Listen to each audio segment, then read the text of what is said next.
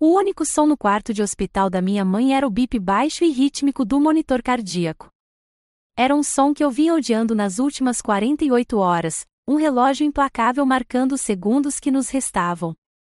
Sentei-me na beira da cama, meu uniforme ainda engomado do voo de 17 horas, e segurei a mão dela. Parecia a asa de um pássaro na minha, incrivelmente leve, a pele fria e seca. Os médicos foram diretos, suas palavras proferidas com uma precisão clínica que reconheci dos meus próprios briefings militares: anemia plástica, insuficiência da medula óssea. As transfusões não estavam mais funcionando. Eu tinha sido treinada para receber más notícias sem hesitar, para compartimentar e executar a missão. Mas isso não era uma missão. Era minha mãe. Está tudo bem, mãe. Pode descansar agora, sussurrei, com a garganta tão apertada que as palavras mal soavam como um suspiro. Suas pálpebras tremeram, abrindo-se para revelar olhos turvos e cansados, mas ainda dela. Ela era a pessoa mais forte que eu conhecia, uma mulher que trabalhou em 2 empregos para nos criar depois que meu pai morreu, que nunca nos deixou vê-la desmoronar.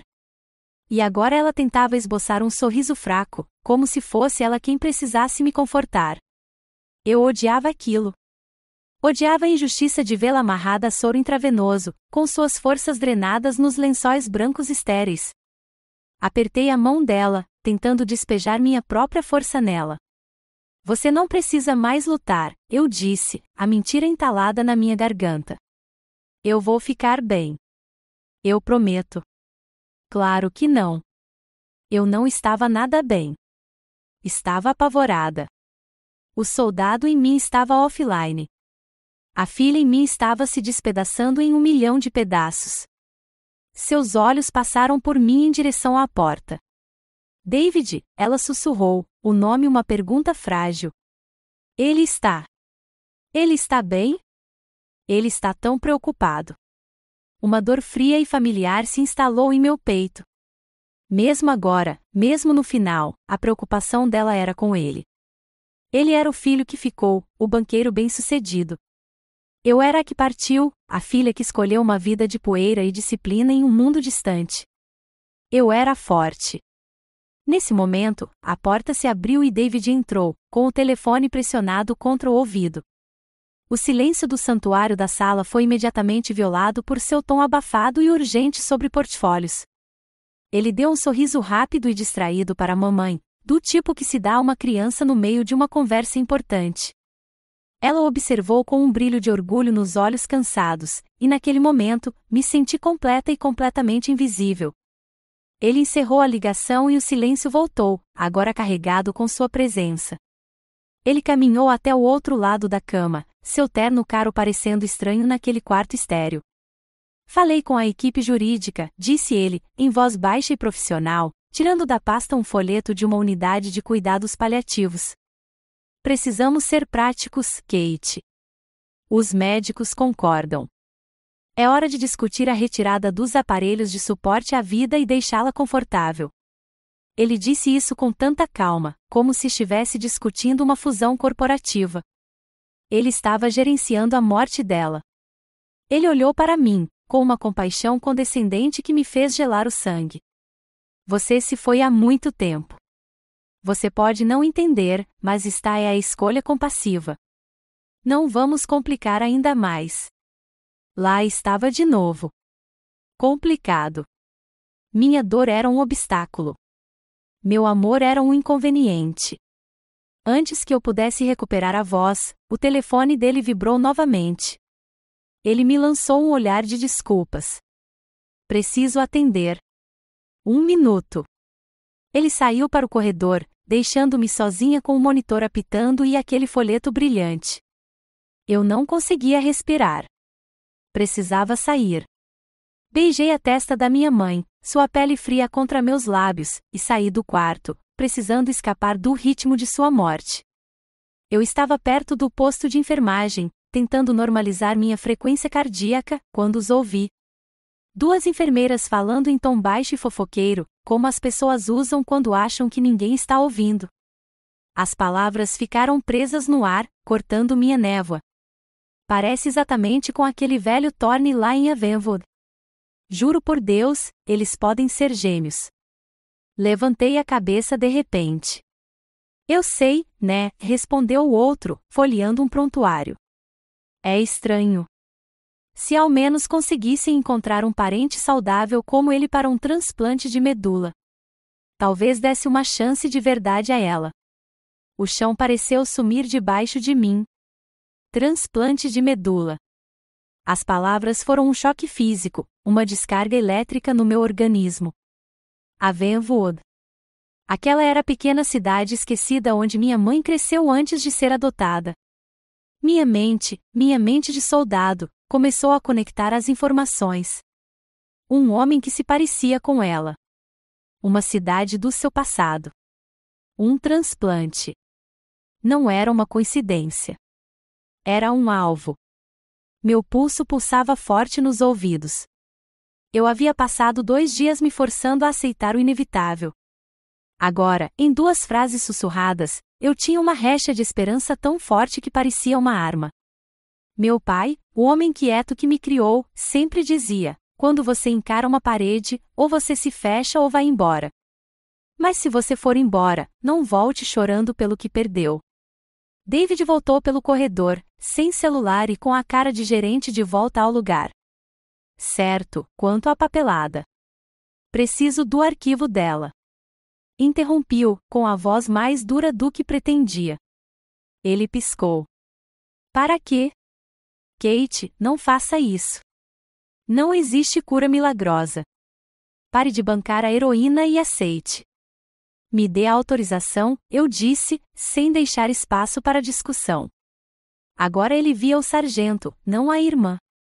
Ele rabiscou uma assinatura em um formulário de liberação sem dizer mais nada. No cartório, coloquei o formulário e minha identidade militar no balcão. O atendente, intimidado, entregou a pasta de papel pardo desgastada em menos de 1 minuto.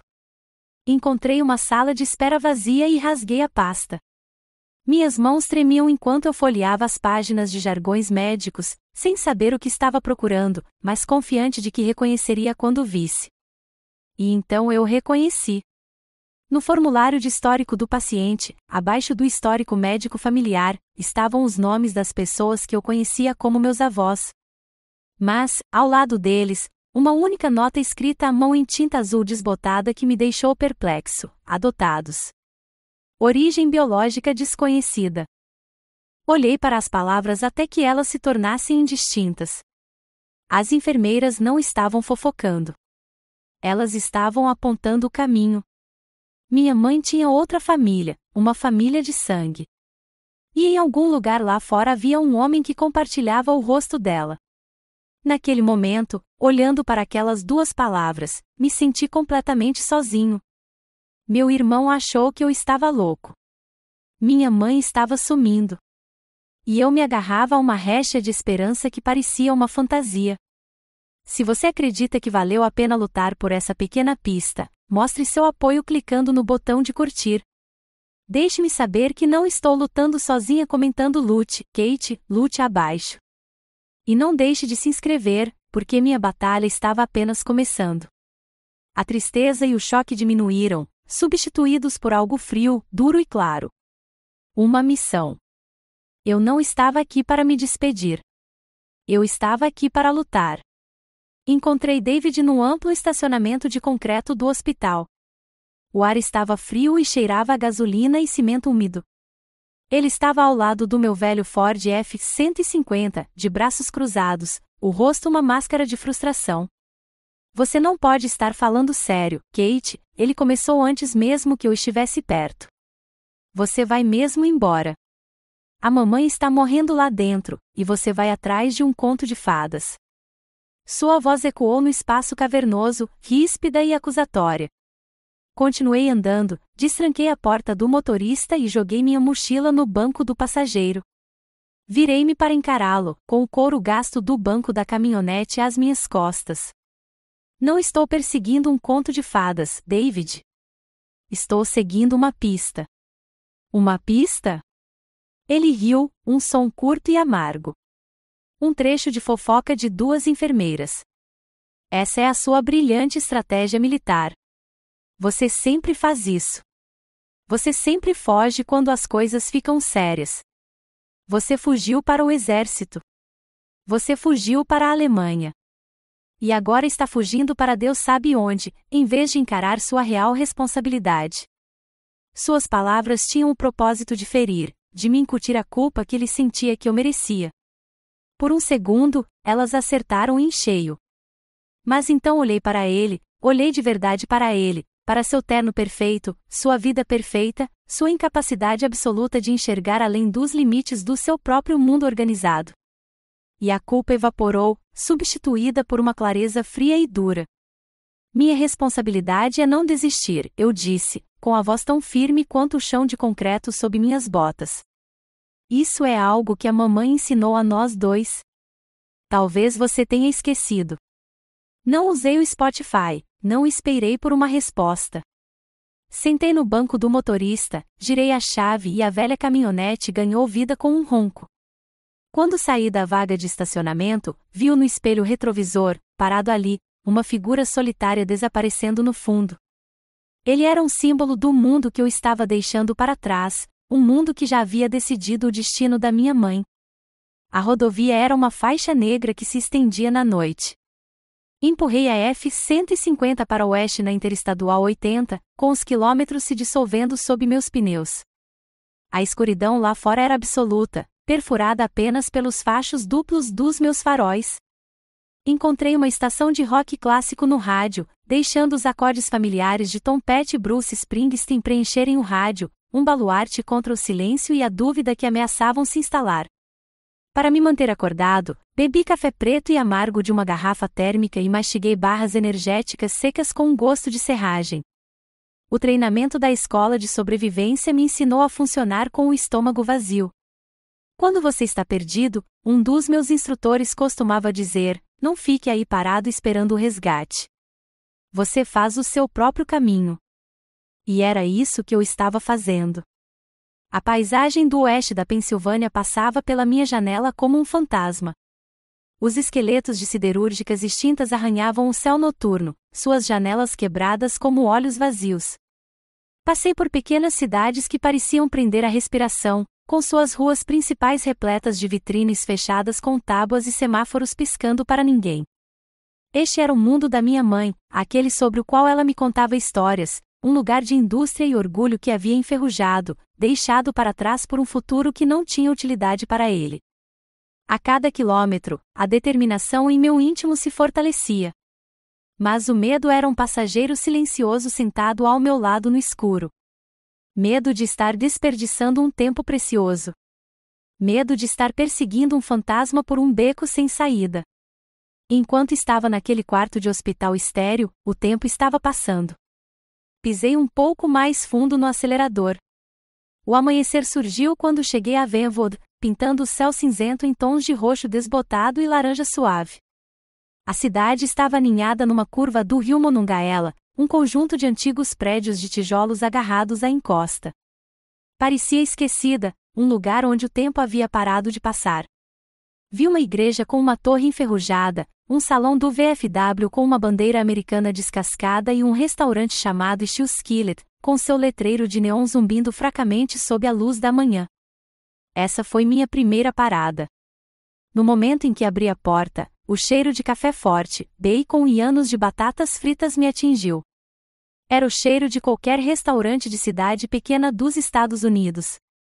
Deslizei para um banquinho no balcão, o vinil estalando sob mim. Uma garçonete com um magnífico penteado estilo colmeia e um crachá que dizia Marge colocou uma caneca grossa de cerâmica na minha frente. O que você quer, querida? Só café por enquanto, obrigada, eu disse. Deixei que ela servisse e tomei um gole. Estava quente e forte. Na verdade, estou procurando alguém, um senhor mais velho que possa morar por aqui. Marge encostou-se no balcão, curiosa. Esta é uma cidade pequena, querida. Conheço praticamente todo mundo. Como ele é? Descrevi o rosto da minha mãe de memória, o queixo forte, as maçãs do rosto salientes, os olhos verdes penetrantes. Simplesmente dei a ela a versão masculina. Ela apertou os olhos, batendo com a unha comprida e vermelha no queixo. Seus olhos se estreitaram em reconhecimento. Parece muito com o Jasper Thorne, disse ela lentamente. Mora sozinho lá no alto da colina norte. Meio recluso. Fica na dele. Cuidado com esse aí. Ele é irritadiço. Ela rabiscou um conjunto de instruções rudimentares num guardanapo. Um nome, um local, a primeira parte tangível da minha missão. Paguei o café, deixei uma gorjeta generosa e voltei para o ar fresco da manhã. Fiquei sentado na minha caminhonete por um longo tempo, com o motor desligado e o guardanapo com as instruções no colo. Tirei da carteira a foto desgastada da minha mãe, a do Natal passado. Ela sorria, mas seus olhos já pareciam cansados. Eu estava prestes a perturbar a vida de um estranho, um homem que talvez não quisesse nada com aquilo. Eu tinha o direito de invadir o mundo dele e pedir o impossível? A dúvida que eu era tão boa em esconder sob camadas de disciplina e dever começou a vir à tona. Era uma sensação fria e familiar, a voz que me dizia que eu não era o suficiente, que eu estava cometendo um erro. Fechei os olhos, forçando a voz a baixar. Imaginei o rosto da minha mãe na cama do hospital. Ouvi o bip do monitor e soube que não tinha outra escolha. Eu tinha que ir até o fim. Não importava o que eu encontrasse no topo daquela colina, eu nunca me perdoaria se não tentasse. Respirei fundo e me acalmei, como se faz antes de uma reunião de missão. Liguei o motor. O fantasma podia ser real, e eu iria encontrá-lo. A estrada de terra que Marge descrevera parecia mais uma sugestão do que um caminho. Era uma trilha esburacada e lamacenta que serpenteava morro acima, forçando minha F-150 a usar tração nas 4 rodas. O caminhão gemia em protesto enquanto eu avançava pelo terreno traiçoeiro, com galhos raspando as laterais como garras. Esta não era uma estrada para visitantes. Era uma estrada projetada para manter o mundo fora. A propriedade rural surgiu abruptamente no topo da colina. Não era uma casa de fazenda tranquila. Era uma fortaleza de solidão. A casa de 2 andares era revestida com tábuas de madeira desgastadas pelo tempo, que haviam desbotado até a cor de osso, e a varanda cedeu em uma extremidade, como se suspirasse sob o peso dos anos. Um trator enferrujado jazia no quintal coberto de mato, como o esqueleto de algum animal pré-histórico. Era um lugar de beleza austera e assombrosa, mergulhado em decadência. Estacionei o caminhão e desliguei o motor. O silêncio que se seguiu foi absoluto. Meu treinamento militar entrou em ação. Reconheci a área. Nenhum cachorro latindo. Nenhum sinal de vida, exceto por uma fina espiral de fumaça cinza saindo da chaminé de pedra. Este era um lugar onde um homem poderia desaparecer. Eu me balancei para fora do táxi, minhas botas triturando o cascalho. O som pareceu uma violação, uma intrusão em um silêncio antigo. Caminhei em direção à casa, com os sentidos em alerta máximo. Eu sentia como se estivesse entrando em território hostil, uma sensação que eu conhecia muito bem. Como sargento de logística, meu trabalho não era lutar, mas entrar em lugares onde a luta tinha acabado de acontecer, ou estava prestes a acontecer. Esta parecia a última opção. Eu estava na metade dos degraus instáveis da varanda quando a porta da frente se abriu com um rangido. Um homem preencheu a entrada, uma silhueta alta e de ombros largos contra a escuridão lá dentro, e minha respiração ficou presa na garganta.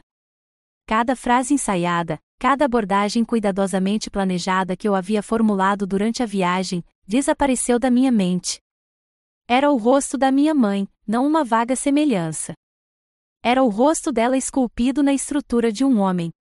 O mesmo maxilar forte, as mesmas maçãs do rosto salientes, os mesmos olhos verdes impressionantes.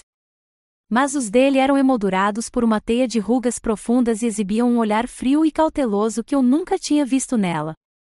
Este rosto havia enfrentado um tipo diferente de tempestade. Ele segurava um pequeno machado em uma das mãos, com a lâmina limpa, porém gasta. Ele o segurava com leveza, naturalmente, como se fosse uma extensão do seu braço. Seu olhar percorreu-me, das minhas botas de combate empoeiradas ao meu rosto cansado, numa avaliação rápida e indiferente. O que você quer? Perguntou. Sua voz era um ronco baixo e grave, o som de um motor que não ligava há muito tempo. Não continha nada do calor da minha mãe. Estava carregada com o peso da solidão e da desconfiança. Levei um segundo para encontrar minha própria voz. Meu treinamento assumiu o controle, recorrendo ao protocolo quando a emoção ameaçava me dominar. Direto ao ponto. Meu nome é Sargento Kate Willis, eu disse, com a voz mais firme do que me sentia. Estou procurando por Jasper Thorne. Seus olhos se estreitaram levemente. Ele não confirmou nem negou. Apenas esperou. Coloquei a mão no bolso e tirei a foto da minha mãe, estendendo-a para ele. Esta mulher é minha mãe, Eleanor Willis. Ela está morrendo. Ele olhou para a foto, com uma expressão indecifrável. Um lampejo de algo, reconhecimento, surpresa, cruzou seu rosto por uma fração de segundo antes de desaparecer, substituído por um muro de indiferença. E daí, ele respondeu com a voz rouca. Não a conheço. A resposta brusca foi como um golpe físico, mas eu não conseguia parar agora. Eu tinha ido longe demais. Ela foi adotada, insisti, com a voz carregada de urgência. Ela precisa de um transplante de medula óssea. O pessoal da cidade disse que você se parece com ela. Uma risada seca e sem alegria escapou de sua garganta. Era um som áspero, estridente, totalmente desprovido de humor. Boatos? Você subiu essa maldita colina por causa de um boato. Ele balançou a cabeça, com uma expressão de desprezo cansado no rosto. Saia daqui. Não tenho nada para você. Ele se virou, pronto para fechar a porta e me apagar do seu mundo. O pânico tomou conta de mim.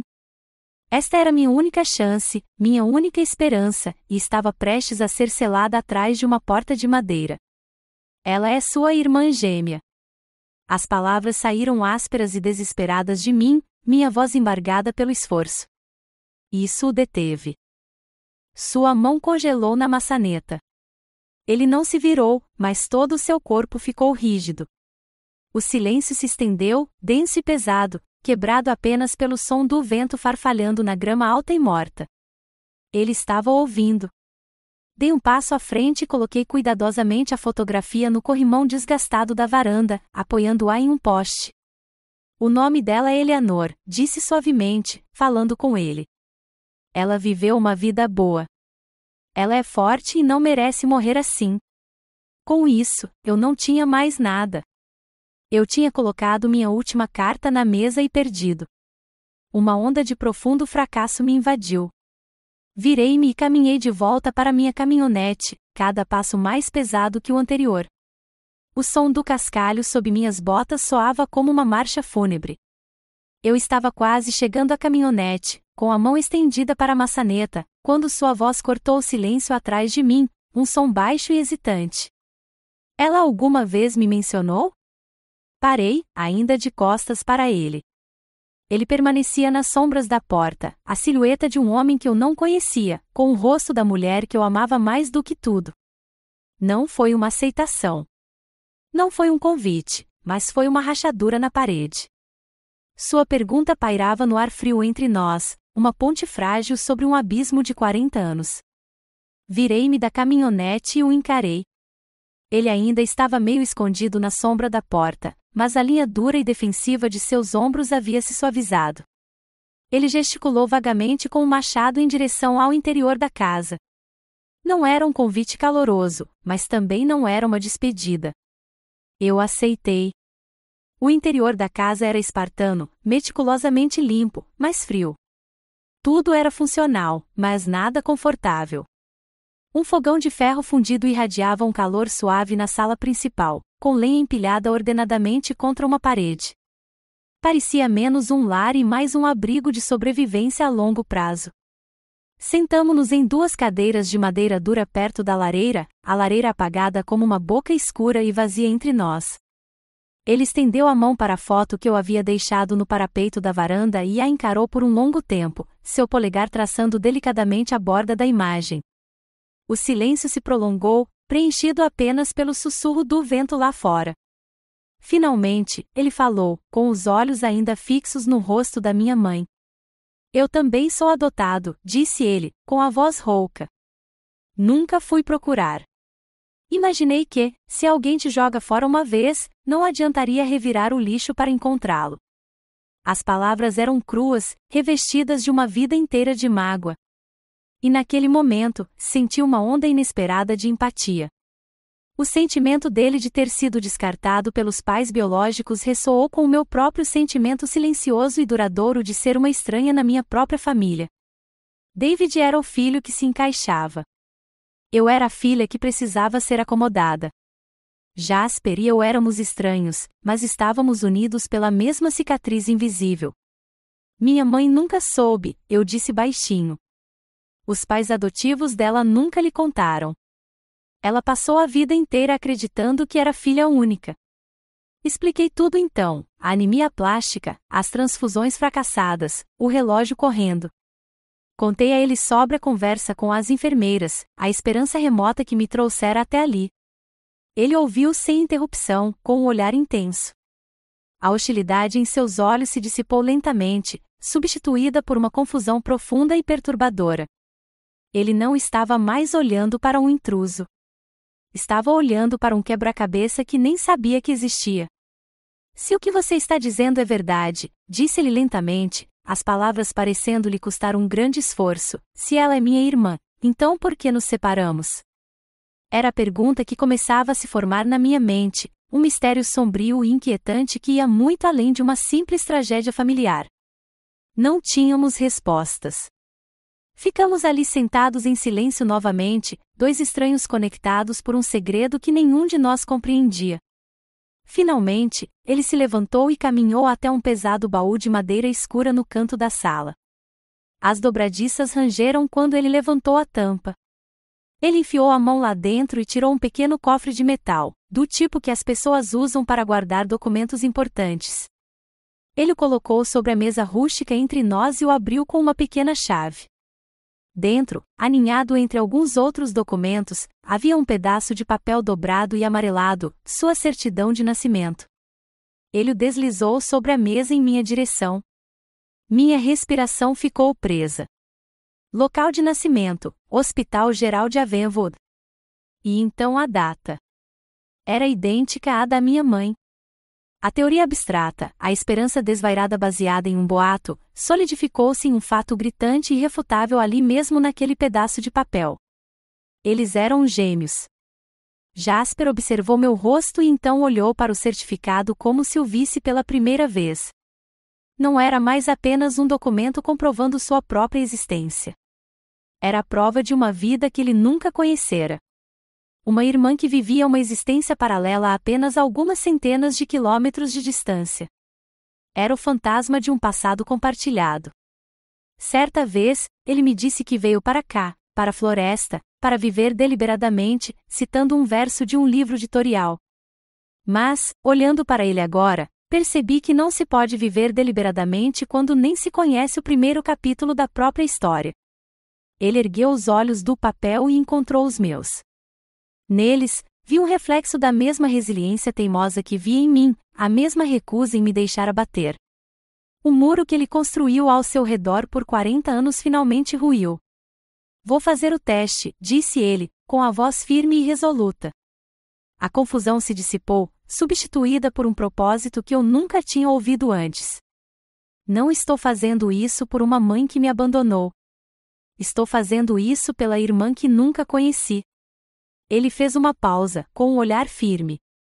E estou fazendo isso por você. Ninguém deveria ter que lutar uma guerra como esta sozinho. Lágrimas queimaram no fundo dos meus olhos. Era mais do que um acordo. Era uma aceitação. Era um soldado reconhecendo outro soldado no campo de batalha. Pela primeira vez desde que pousei em solo americano, pela primeira vez em todo esse pesadelo, não me senti completamente sozinho. A viagem de volta ao hospital foi completamente o oposto da minha viagem para Avonwood. A cabine do F-150 não era mais uma cápsula solitária correndo pela escuridão. Estava tranquilo, mas era um silêncio confortável e compartilhado, pontuado pelo ronco baixo do motor. Paramos em um restaurante de beira de estrada no meio do caminho.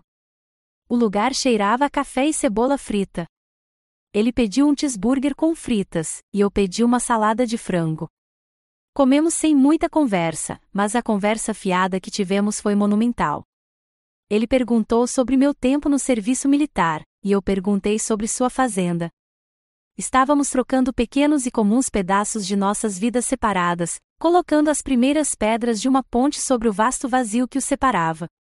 Ele não era mais um estranho. Era irmão da minha mãe. Era meu tio. Quando entramos no estacionamento do hospital, olhei para o homem rude e solitário sentado ao meu lado. 24 horas atrás, ele era um fantasma, um nome em um guardanapo.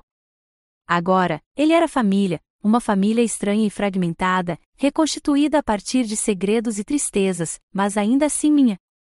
E, pela primeira vez, senti que poderíamos realmente ter uma chance de vencer. A ligação do laboratório chegou na manhã seguinte. É uma combinação perfeita, disse a coordenadora, com a voz brilhante e clínica.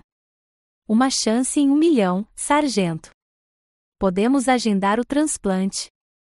Uma onda de alívio tão forte que fez meus joelhos fraquejarem me invadiu. Desliguei o telefone e contei ao Jasper.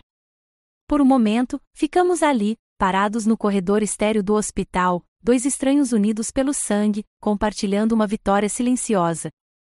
Tínhamos conseguido. Tínhamos encontrado o milagre. Mas o alívio foi passageiro, como um raio de sol antes de uma tempestade. Enquanto estávamos sentados no refeitório do hospital, com o ar carregado pelo cheiro de café queimado e desinfetante, a pergunta que nos assombrava retornou, mais pesada do que antes: por quê? Por que 2 gêmeos seriam separados ao nascer, apenas para desenvolver a mesma doença rara da medula óssea quase 40 anos depois? Isso desafiava a lógica. Isso desafiava a coincidência. Jasper mexeu seu café preto, com um olhar distante. Sabe, disse ele, com a voz rouca e rouca, quando eu era criança, havia uma rua perto da antiga fábrica da Blackwood que costumavam chamar de Vidus Row. Olhei para ele, com os sentidos aguçados. Por quê? Porque todos os homens morriam jovens, principalmente de câncer e problemas respiratórios. Os médicos da empresa sempre tinham um motivo: fumavam demais, tinham genes ruins, simplesmente azar. Ele tomou um gole lento de café. E as crianças, muitas crianças, estavam doentes. Meu melhor amigo da escola primária, Tim, faleceu antes de completar 12 anos. Leucemia. Chamaram de tragédia, mais uma onda de azar. Ele olhou para mim, seus olhos verdes escuros com uma vida inteira de perguntas sem resposta. Ninguém jamais ousou apontar o dedo para Blackwood. Naquele vale, Orion Blackwood não era apenas um empresário. Ele era Deus. Um nó frio se formou no meu estômago. Minha intuição de soldado, o pressentimento que me manteve vivo em mais de uma perigosa busca por suprimentos, gritava para mim. Não era azar. Era um padrão. Deixei Jasper para começar seus exames preliminares e dirigi às 2 horas de volta para Venwood. Minha missão havia mudado. Eu não estava mais apenas procurando um doador. Eu estava em busca da verdade. A biblioteca pública de Avenwood era um prédio baixo de tijolos que cheirava a papel velho e poeira. No porão, uma bibliotecária simpática me mostrou uma máquina de microfilme desajeitada e ultrapassada. Solicitei os arquivos do Avenwood Chronicle de 1980 a 1990. Durante horas, percorria as imagens fantasmagóricas em preto e branco do passado da cidade. O guincho da máquina era o único som na sala escura. Passei os olhos pelas manchetes sobre jogos de futebol americano do ensino médio e vendas de bolos, com os olhos treinados para encontrar outra coisa. Eu estava procurando pelos mortos e os encontrei, não em grandes notícias de primeira página, mas nos pequenos e silenciosos cantos do jornal, a seção de obituários. Um por um, comecei a anotá-los no meu caderno. Robert Miller, 42, distúrbio sanguíneo, Susan Pirelli, 38, leucemia, Michael O'Connell, 9, complicações de anemia plástica. Dezenas de nomes, dezenas de vidas interrompidas. Cruzei os nomes com os endereços listados. E então eu vi o padrão. Não era apenas um conjunto aleatório de tragédias. Era um mapa. Quase todas elas viveram num raio de 3 quilômetros rio abaixo das indústrias Blackwood. Comprei um mapa local em um posto de gasolina e voltei para o quarto de motel barato que havia alugado. Abri o mapa sobre a colcha surrada e, com um marcador vermelho, comecei a marcar os pontos de dados. Cada ponto vermelho representava uma morte, um obituário, uma vida. Lentamente, uma imagem aterrorizante emergiu. Os pontos vermelhos formavam um aglomerado denso e nauseante que acompanhava a curva do rio Monongahela, começando logo abaixo da fábrica e se espalhando como uma doença. A doença da minha mãe não foi aleatória. Sua adoção não foi uma simples questão de família. Foi uma fuga. Nossos pais biológicos deviam saber de alguma coisa. Deviam ter visto o que estava acontecendo com seus vizinhos, seus amigos, e tentaram tirar pelo menos um de seus filhos dali, para longe da terra envenenada, para longe da água contaminada. Uma raiva fria e cirúrgica tomou conta de mim. Não se tratava mais de uma tragédia familiar. Era um evento com muitas vítimas, um massacre silencioso e em câmera lenta que vinha acontecendo há décadas, encoberto por dinheiro, poder e pelo silêncio forçado da cidade. O lema da minha unidade de forças especiais surgiu na minha mente: o livro do oprimido, libertar os oprimidos. Minha missão não era mais apenas salvar minha mãe. Era sobre eles. Todos eles. Dirigi até a Blackwood Industries. Desta vez, eu não era uma filha em busca de família. Eu era uma soldada em uma missão de reconhecimento. Estacionei minha F-150 em um cume com vista para o amplo complexo, a uma distância segura. Peguei meu binóculo de nível militar e comecei a observar. O lugar era uma fortaleza, patrulhas de segurança, cercas de arame farpado no topo. À medida que o crepúsculo caía sobre o vale, observei caminhões-tanques sem identificação entrando e saindo por um portão traseiro. Vi pilhas de tambores de 55 galões enferrujados e vazando, empilhados descuidadamente em um terreno nos fundos, escondidos da estrada principal. Toda a operação gritava culpa. E lá, tremulando bem alto acima do prédio administrativo principal, estava uma bandeira americana balançando orgulhosamente na brisa, bem ao lado do elegante logotipo corporativo da Blackwood Industries. A ironia era tão profunda que me deixou doente. Meu inimigo não era mais uma doença invisível dentro do corpo da minha mãe. Tinha um nome e um rosto, Orion Blackwood. E ele estava lá embaixo, atrás daquela cerca, respirando ar puro enquanto uma cidade inteira morria lentamente por seus lucros. O objetivo havia sido esclarecido. Salvar a mãe era apenas a primeira batalha. A verdadeira guerra estava apenas começando. No momento em que comecei a fazer perguntas em Avonwood, a cidade mudou. Foi uma mudança sutil, mas inconfundível. As conversas cessavam quando eu entrava no restaurante. Sorrisos amigáveis se transformavam em expressões educadas e reservadas. Portas que antes estavam abertas agora estavam fechadas. Esta cidade não era apenas silenciosa. Era aterrorizada, vivendo sob um cerco de silêncio que durava décadas. O primeiro sinal direto veio 2 noites depois. Eu estava no meu quarto de motel sujo à beira da estrada, com o mapa de Avonwood aberto sobre a cama irregular. Os pontos vermelhos dos mortos me encaravam. Através das cortinas finas, notei um carro estacionado do outro lado da rua, sob um poste de luz bruxuleante, um sedã preto com vidros escuros e sem placa. Não estava lá quando fiz o check-in e não se moveu por 3 horas. Meu treinamento entrou em ação. Eu estava sendo vigiado. Minha presença não era mais um segredo. O inimigo sabia minha posição. Não entrei em pânico. Pânico mata. Mas um estado de alerta frio e profissional tomou conta de mim. Verifiquei a frágil fechadura da minha porta, coloquei uma cadeira sob a maçaneta e dormi com minhas roupas.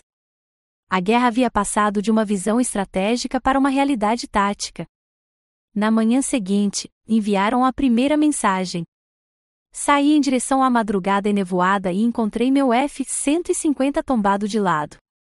O pneu traseiro do lado do motorista estava completamente furado, não era um prego ou um pedaço de vidro qualquer, mas um corte limpo e profundo na lateral, um corte profissional.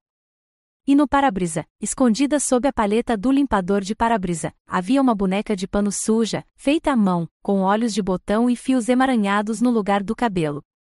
A mensagem era grosseira, mas clara, transbordando desprezo misógino: você é apenas uma garotinha brincando no mundo dos homens. Este jogo é grande demais para você. Vá para casa. Uma onda de raiva, mais intensa que qualquer medo, percorreu meu corpo. Eles não tinham apenas me ameaçado. Eles tinham me ignorado. Eles olharam para um sargento-mor do Exército dos Estados Unidos e não viram nada além de uma mulher intimidada com um brinquedo de criança. O general Patton disse uma vez: aceite os desafios para que você possa sentir a euforia da vitória. Naquele momento, aceitei o desafio. Eles me subestimaram, e esse seria o erro fatal deles. Mas o próximo passo deles foi muito mais sinistro. Mais tarde naquele dia, meu telefone tocou, um número desconhecido. Atendi, com a voz monótona. Willis. Uma voz masculina, baixa e calma, falou do outro lado da linha. Era uma voz acostumada a dar ordens e ser obedecida. Sargento Willis, disse ele, o título soando como uma zombaria. Sabemos o que você está fazendo. Sabemos o que você está procurando. Fiquei em silêncio, com os nós dos dedos brancos enquanto eu agarrava o telefone. E sabemos sobre um homem chamado Jasper Thorne, continuou a voz, suave como veneno. Seria uma pena terrível se algo acontecesse com a única fonte de doação da sua mãe, não é? Meu sangue gelou. O ar saiu dos meus pulmões. Não se tratava mais de pneus furados ou bonecas assustadoras. Eles não estavam apenas me ameaçando. Eles estavam mirando em Jasper. Eles estavam ameaçando a frágil esperança, uma em 1 milhão, que mantinha minha mãe viva. Eles tinham cruzado a linha. Orion Blackwood não era apenas um criminoso corporativo que escondia registros financeiros. Ele era um monstro que ameaçava a vida de um homem inocente para proteger seus segredos. Naquele momento, a missão ficou clara como cristal. Não era uma luta que eu pudesse vencer sozinho, vasculhando arquivos. Eu precisava partir para a ofensiva. Tomei uma decisão. Se eles fossem tratar isso como uma guerra, eu levaria a luta para o posto de comando deles. A sede da Blackwood Industries era uma torre brilhante de vidro e aço que se erguia da cidade decadente como um insulto. Era um monumento ao poder que havia esgotado a Venwood. Atravessei as portas automáticas de vidro, minhas botas de combate silenciosas no chão de mármore polido. Eu estava sem uniforme, vestindo jeans e uma jaqueta simples, mas andava como se estivesse em formação. A recepcionista, uma jovem com um sorriso corporativo experiente, tentou me impedir. Posso te ajudar? Estou aqui para ver Orion Blackwood. Você tem um compromisso? Não, mas ele vai querer me ver. Demorou 10 minutos da minha recusa educada e inflexível em sair de uma conversa tensa que ela teve pelo fone de ouvido, mas, finalmente, um segurança me escoltou até o último andar. O escritório de Orion Blackwood era maior que meu primeiro apartamento. Uma parede inteira era de vidro, oferecendo uma vista divina do vale abaixo, seu vale, sua cidade. Ele estava sentado atrás de uma enorme mesa de mogno, um retrato do sucesso e do poder em um terno italiano de corte impecável. Parecia mais um senador do que um homem que enterrava seus segredos tóxicos no chão. Ele sorriu, um sorriso malicioso e predatório que não alcançou seus olhos cinzentos e frios. Sargento Willis, a que devo prazer? Não me sentei na cadeira que ele ofereceu. Fiquei em pé no meio do seu tapete caro e fui direto ao ponto. Eu sei o que você fez, eu disse, minha voz baixa, mas ecoando pelo vasto escritório, com esta cidade, com minha mãe. O sorriso desapareceu de seu rosto. Ele se levantou lentamente, um predador se desfazendo, e contornou a mesa para ficar na minha frente. Ele era mais alto do que eu esperava, imponente. O senhor está fazendo acusações gravíssimas, sargento, murmurou ele, com a voz agora ameaçadora. O senhor tem alguma prova? Ele se aproximou, sua voz se tornando um sussurro, o cheiro de colônia cara enchendo o ar ao meu redor. Porque se não fizer isso, sugiro que volte para aquela sua caminhonete velha e patética e vá embora. Desapareça antes que cause uma tragédia que nem um soldado condecorado como você consiga salvar. Era uma declaração de guerra. E eu me mantive firme, olhei diretamente em seus olhos cinzentos e mortos e deixei o silêncio pairar no ar como minha resposta. As linhas de batalha tinham acabado de ser traçadas. Ao sair da torre de vidro de Orion Blackwood, com a ameaça fria que ele proferira ainda ecoando em meus ouvidos, eu tinha certeza de uma coisa: eu estava fora do meu alcance. O princípio militar básico ecoava em minha mente: nunca lute uma batalha sozinho se não for necessário. Blackwood tinha recursos, poder e uma cidade inteira silenciada pelo medo. Eu estava furioso e aluguei um carro. Era hora de montar um esquadrão. Meu primeiro telefonema foi para o Jasper. Dirigi até um local tranquilo com vista para o rio e contei tudo a ele, sem esconder nada: a ameaça velada, a frieza nos olhos de Blackwood, a menção explícita dele como a fonte da doação. Eu esperava que ele ficasse assustado e me mandasse recuar. Em vez disso, sua voz ecoou do outro lado da linha, firme como o alicerce rochoso da Pensilvânia. Então é essa a jogada dele, rosnou ele. Ótimo. Agora sabemos com que tipo de cobra estamos lidando. Não havia medo, apenas uma firme determinação. Eu fugi do mundo a vida toda, Kate, me escondendo nesta colina. Cansei de fugir. Então ele me deu nossa primeira informação útil. Tem um homem que você precisa ver, Silas Croft. Ele foi supervisor de manutenção na fábrica por 30 anos. Demitiu-se, ficou quieto, depois que sua esposa, Mary, morreu de leucemia. Se alguém sabe onde Blackwood enterrou seus pecados, é Silas. E falo sério. Encontrei Silas Croft no cemitério Avonwood, um lugar tranquilo e sombrio com fileiras de lápides de mármore branco sob a sombra de antigos carvalhos. Era um homem curvado, de cabelos grisalhos e ombros permanentemente curvados, como se carregasse um peso invisível. Estava ajoelhado, cuidando cuidadosamente da grama ao redor de uma simples pedra de granito onde se lia: Mary Croft, amada esposa. Aproximei-me lentamente, sem querer me intrometer. Ele ergueu os olhos quando minha sombra o cobriu, com um olhar cauteloso. Apresentei-me e expliquei por que estava ali. Ele suspirou, um som longo e amargo, e voltou a arrancar uma erva daninha. Eu tentei, sabe, disse ele, com a voz rouca de desuso. Depois que Mary faleceu, fui falar com o xerife. Fui ao conselho municipal. Eles estão todos na folha de pagamento de Blackwood, cada um deles.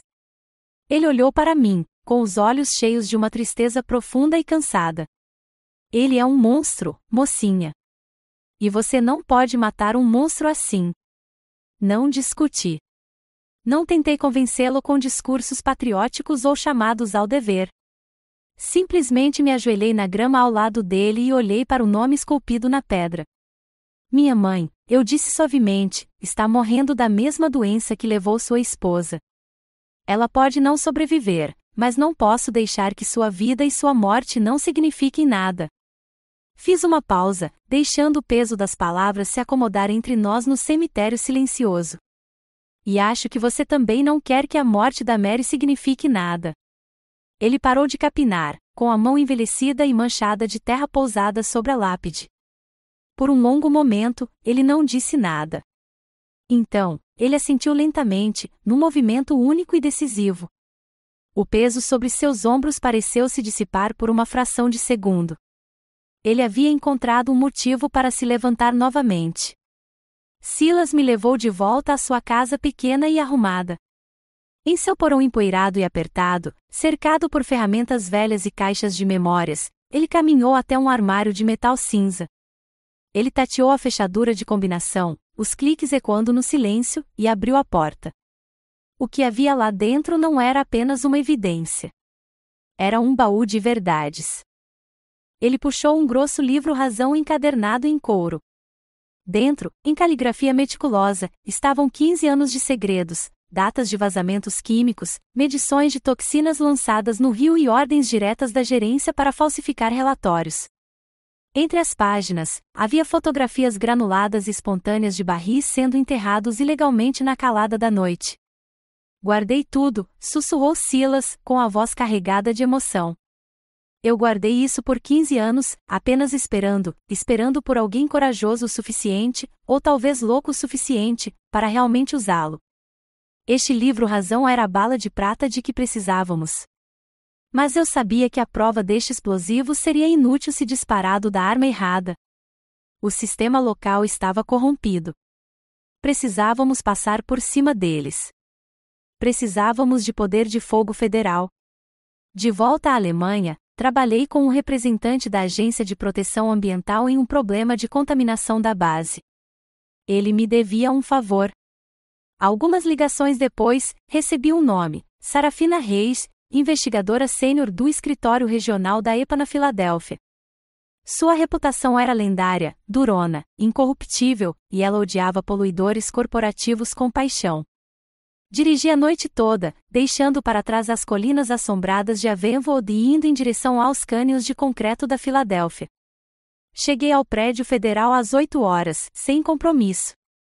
Contei à recepcionista que estava lá para falar com o agente Reis sobre uma iminente crise de saúde pública. Ela me disse para esperar. Então, esperei. Fiquei sentado numa cadeira de plástico duro no saguão por 6 horas, observando os funcionários do governo irem e virem. Recusei-me a me mexer, recusei-me a desistir. Eu era um soldado em missão e não sairia deste prédio sem meu objetivo. Finalmente, pouco depois das 14 horas, uma mulher com um olhar penetrante e um corte de cabelo sem frescuras apareceu. Você tem 10 minutos, sargento, disse Sarafina Reis. Em seu escritório, eu não perdia tempo com gentilezas. Coloquei o livro Razão encadernado em couro de Silas Croft sobre a mesa dela. Isso não é apenas uma violação ambiental, agente Reis, eu disse, com a voz firme. Este é um evento multidécada, com muitas vítimas. É um assassinato em massa pago com lucros corporativos. E essa é a minha prova. Meus 10 minutos se transformaram em 2 horas. Conforme ela virava as páginas, sua expressão mudou do ceticismo profissional para uma intensidade focada e, em seguida, para uma fúria fria e controlada. Quando ela finalmente fechou o livro Razão, olhou para mim e eu vi uma companheira guerreira. Ela tinha seu alvo. Tínhamos acabado de formar uma aliança, uma pequena equipe de pessoas destruídas que estavam cansadas de ficar em silêncio, um fantasma do passado, um marido enlutado e uma filha de soldado. Não foi grande coisa, mas foi um começo. Se você já sentiu que era o único disposto a se levantar e lutar, deixe-me saber nos comentários simplesmente escrevendo a palavra juntos. Curta esta história para mostrar seu apoio ao nosso pequeno time, pois estávamos prestes a enfrentar um gigante. Quando saí daquele prédio federal em direção ao sol do fim da tarde, finalmente tive um aliado poderoso ao meu lado. Uma investigação federal estava oficialmente em andamento. A agente Reis me explicou tudo por uma linha segura, com a voz firme e isenta de emoção. O registro é uma prova cabal, sargento, mas é uma arma que foi disparada há 15 anos. Para obter um mandado que permita à minha equipe invadir o castelo de Blackwood e prendê-lo, preciso de algo atual, algo inegável. Prova de um crime em andamento.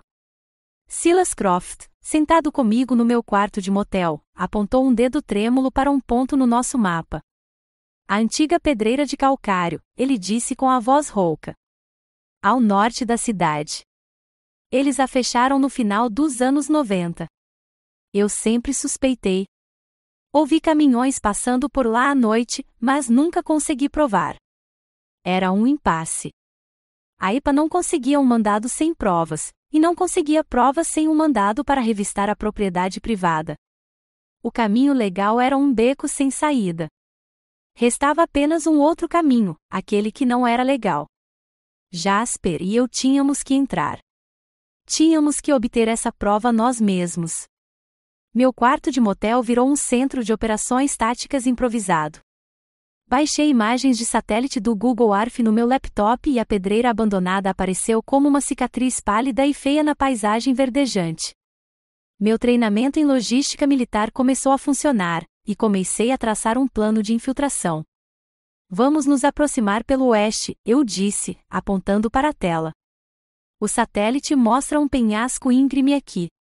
A cerca de segurança provavelmente é mais fraca ao longo desta borda. Eles esperam uma ameaça vinda da estrada principal, não de uma abordagem vertical direta. Jasper, inclinando-se sobre meu ombro, assentiu em concordância. Seu conhecimento do terreno local era inestimável. Há uma antiga trilha de caçadores que leva à base daquele penhasco, disse ele, traçando uma linha tênue com o dedo. Quase invisível. Ninguém a usa há anos. O plano era simples, o que significava que também era incrivelmente perigoso. Usaríamos a proteção da escuridão, entrando durante a troca de turno da segurança, às 2 da manhã. Isso nos daria uma janela de 15 minutos para entrar, documentar o que quer que estivesse lá com a câmera do meu telefone e sair sem sermos vistos.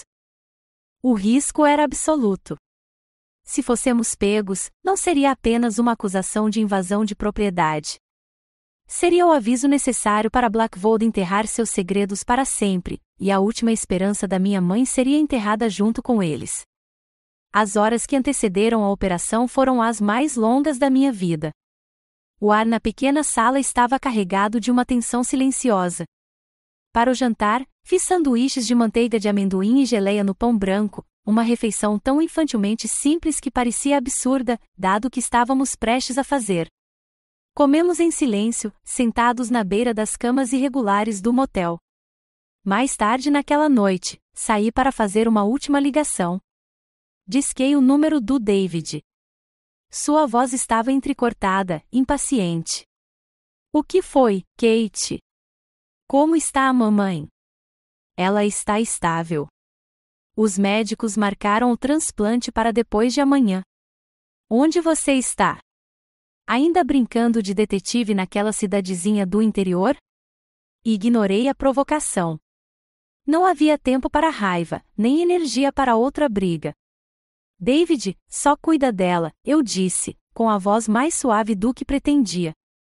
Diga a ela que a amo. Desliguei antes que ele pudesse responder, cortando a conexão com a vida que eu estava arriscando, o mundo para o qual eu poderia não retornar.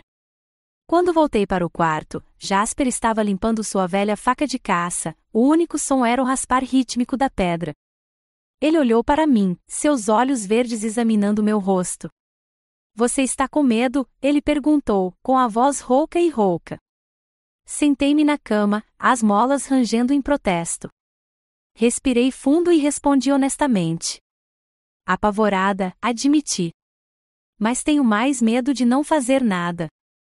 Ele assentiu lentamente, com uma expressão de profunda compreensão no rosto. Largou a faca e olhou para mim, olhou de verdade para mim. Minha irmã, disse ele, as palavras saindo com um peso novo e estranho. Ela criou uma filha incrível. Foi a primeira vez que ele a chamou assim, minha irmã.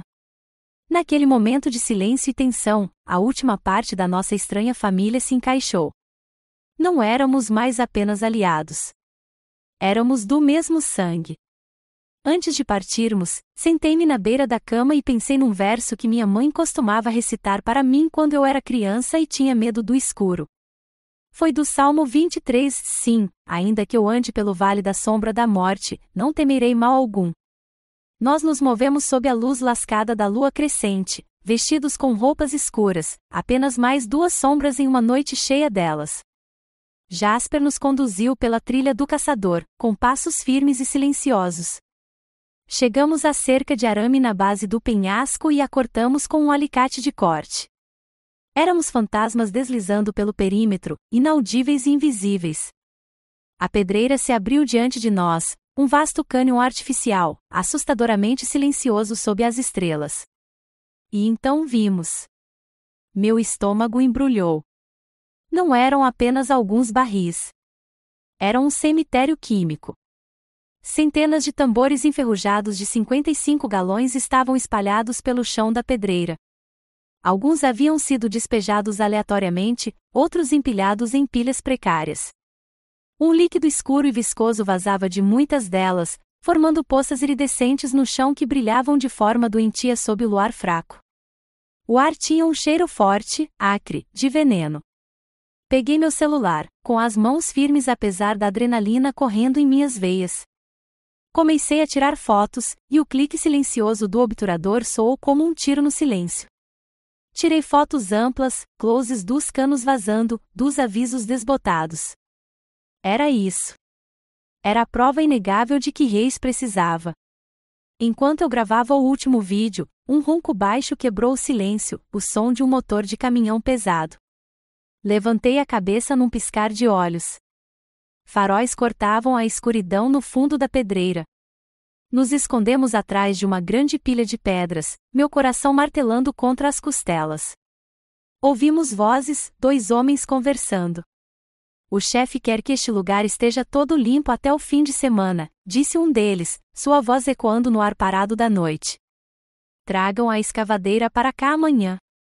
Vamos enterrar tudo. Meu sangue gelou.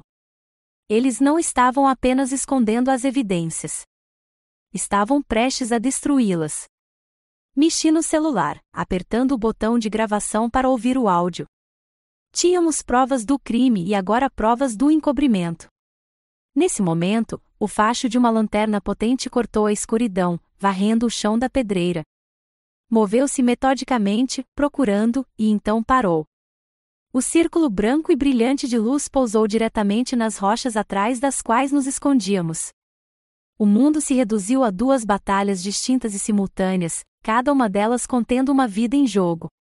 Uma foi travada no silêncio estéril de um hospital, a outra na escuridão fria de uma noite na Pensilvânia. E eu estava preso entre elas, um comandante indefeso assistindo ambas as frentes se desenrolarem ao mesmo tempo. Depois que Jasper e eu escapamos da pedreira com as evidências digitais, enviei o arquivo criptografado para o agente Reis. As engrenagens da Justiça Federal, uma vez colocadas em movimento, moveram-se com uma velocidade assustadora. Agora, menos de 24 horas depois, tudo estava chegando ao ápice. Meu primeiro encontro foi aqui, na sala de espera mal iluminada do lado de fora da unidade de transplante.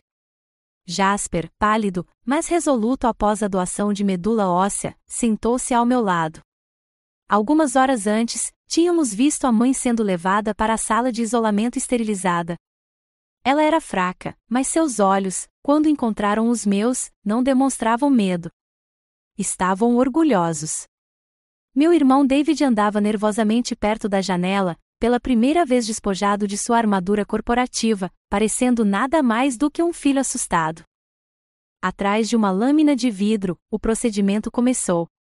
Uma enfermeira pendurou um pequeno saco com um líquido carmesim em um suporte de soro, as células-tronco saudáveis de Jasper, um rio de vida pronto para fluir de um irmão que ela nunca conheceu para a irmã que ele acabará de encontrar.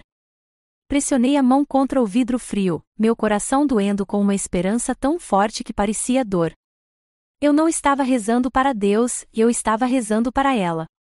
Lute, mãe, sussurrei. Eu limpei o caminho. Agora você só precisa seguir em frente. Meu telefone vibrou, uma única mensagem do agente Reis: estamos nos mudando. A segunda frente tinha acabado de abrir. Centenas de quilômetros de distância, sob o manto da escuridão, um comboio de SUVs pretos e sem identificação cortava as ruas adormecidas de Avenvold, sem sirenes, sem luzes piscando. Agentes da Divisão de Investigação Criminal da EPA e do FBI agiram com eficiência silenciosa e profissional.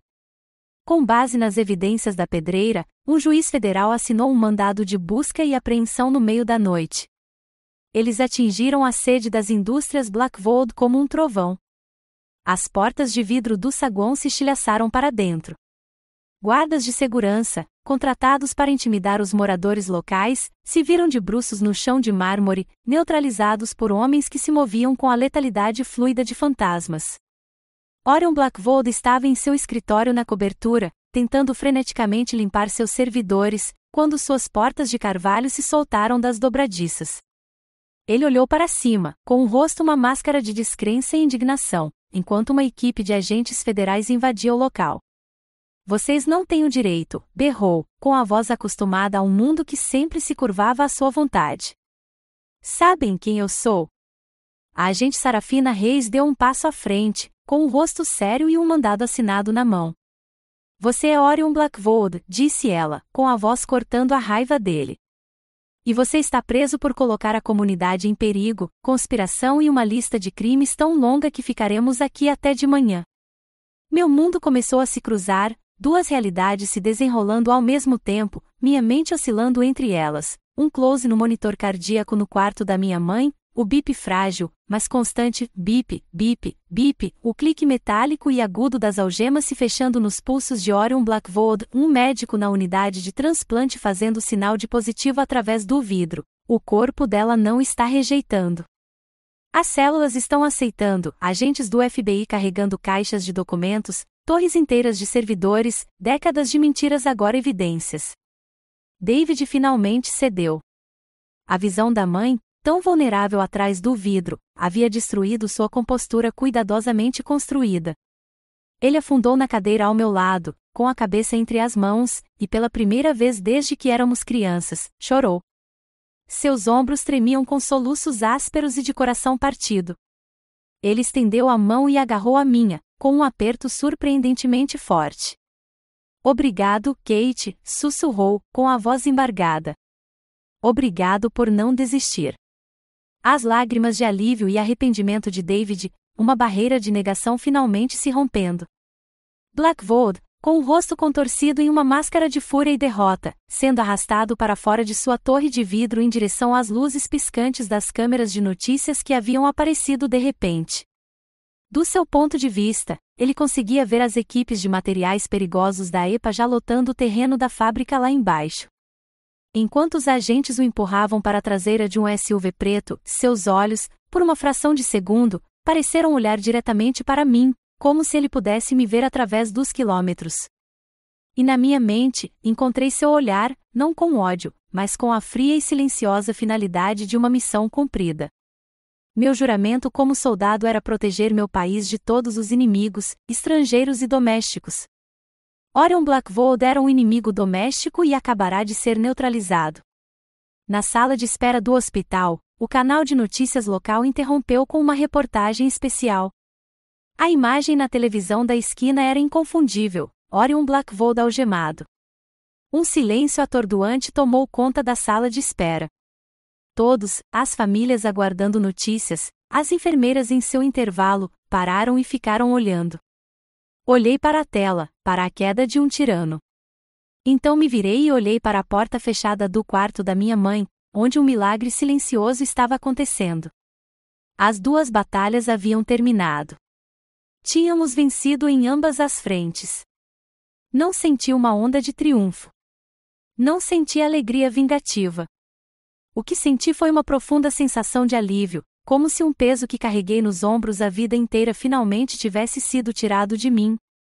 Eu fiz isso, não apenas pela mamãe, mas por Jasper, por Silas Croft e sua Mary, e por cada vítima silenciosa cujo nome estava escrito em um obituário esquecido. As lágrimas que ameaçaram cair a semana toda finalmente chegaram. Escorriam pelo meu rosto, quentes e descontroladas. Mas, pela primeira vez, não eram lágrimas de tristeza ou raiva. Eram lágrimas de libertação. 6 meses depois, o outono chegou à Pensilvânia, pintando as colinas ondulantes com brilhantes pinceladas de vermelho e dourado. O ar estava fresco e limpo, trazendo o aroma de fumaça de madeira e terra úmida. O mundo parecia estar respirando novamente. E minha mãe também. Eleanor Willis estava em casa. O caminho para a recuperação tinha sido longo e árduo, uma batalha silenciosa e extenuante travada dia após dia. Mas ela havia vencido. Seu cabelo estava crescendo novamente, uma penugem prateada e macia que refletia a luz da tarde. Ela estava sentada no velho balanço da varanda, com um chale grosso de lã enrolado nos ombros, olhando para o pequeno jardim que sempre amara. Ao lado dela estava Jasper. Ele havia se mudado para o quarto de hóspedes alguns meses antes, só até ela se recuperar, afirmou. Mas todos sabíamos que ele estava em casa para ficar.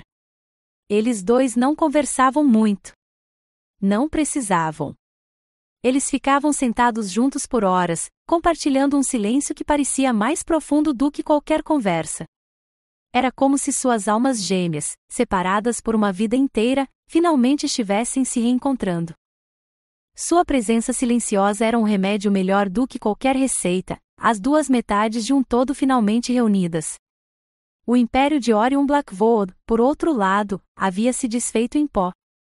Munidas das evidências do livro Razão de Silas e da Pedreira, dezenas de famílias de Avenwood se apresentaram. Uma grande ação coletiva estava em andamento, e a cidade que havia sido silenciada pelo medo por tanto tempo finalmente encontrou sua voz. Eu estava lá para a sentença final de Blackwood. Não fui por vingança nem para me vangloriar. Fui para testemunhar, para encerrar o capítulo final daquela história sombria. Ele foi considerado culpado de todas as acusações: extorsão, conspiração, centenas de violações da lei da água limpa e 27 acusações de homicídio culposo. O juiz condenou-o à prisão perpétua, sem possibilidade de liberdade condicional. Enquanto levavam algemado, com o terno caro agora amarrotado e mal ajustado, seus olhos encontraram os meus do outro lado do tribunal lotado. A arrogância se foi. O poder se foi. Tudo o que restou foi um vazio oco e vazio. A justiça não fora conquistada com uma arma, mas com a verdade, e era igualmente definitiva.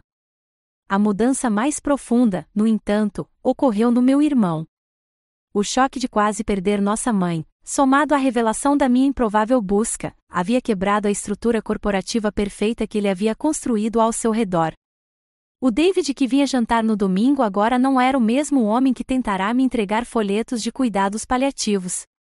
Ele aparecia, não com a maleta, mas com a torta de cereja favorita da mamãe, de uma padaria local. Ele não falava sobre o mercado de ações.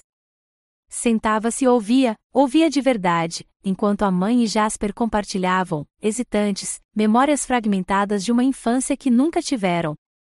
Numa noite de domingo, nós 4 nos sentamos à mesa de jantar, uma refeição simples de frango assado, purê de batatas e feijão verde da horta.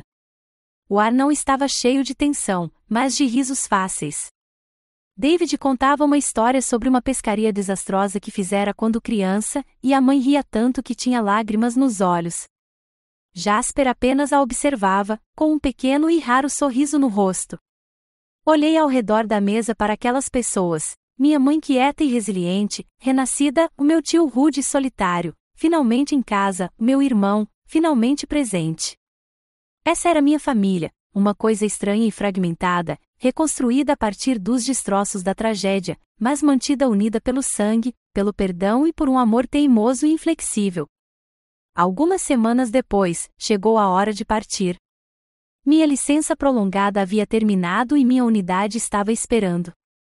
Minha missão aqui estava cumprida. Um dia antes de eu partir, Jasper e eu caminhamos pela floresta atrás de sua antiga propriedade, que ele passou a chamar de nossa fazenda. As folhas de outono estalavam sob nossas botas. Você vai voltar? Ele perguntou, sem olhar para mim. É a minha casa, não é? Sorri. Ele parou e se virou para mim. Com certeza, disse ele. E então fez algo que nos surpreendeu. Ele me puxou para um abraço rude e desajeitado. Era o abraço de um homem que não estava acostumado a demonstrar afeto, mas foi uma das coisas mais honestas que já senti.